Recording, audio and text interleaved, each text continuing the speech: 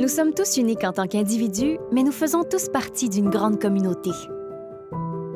Avant la pandémie, nous passions du temps tous ensemble, sans restrictions et sans soucis. Personne ne savait que cette joie et cette liberté allaient nous être enlevées. Depuis mars 2020, nous avons été isolés de notre famille et de nos amis.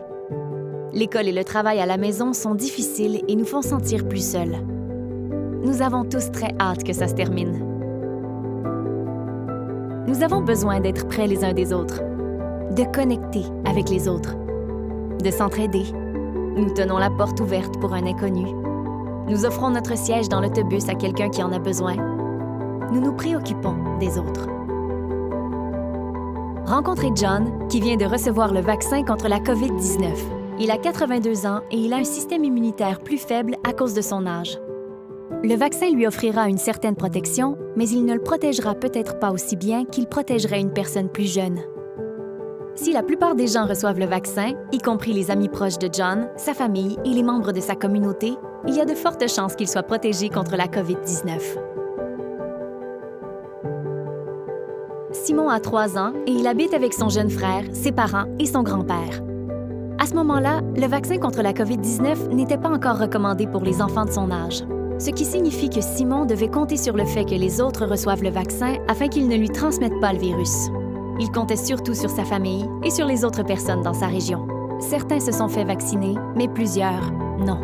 Simon a été infecté par le virus.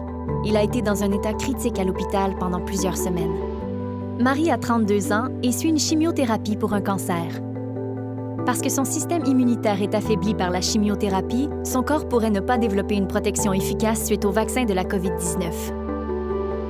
Son mari et ses 2 fils ont très peur de ce qui pourrait lui arriver si elle était infectée.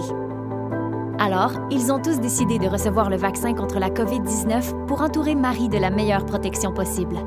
Marie a pu éviter de graves problèmes de santé car sa famille et le personnel de l'hôpital ont démontré leur bienveillance en recevant le vaccin.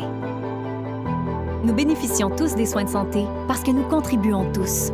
En recevant le vaccin contre la COVID-19, nous participons à la santé et à la sécurité de tout le monde, ce qui nous bénéficiera tous alors que nous retournons à une vie normale. Le vaccin contre la COVID-19 est gratuit.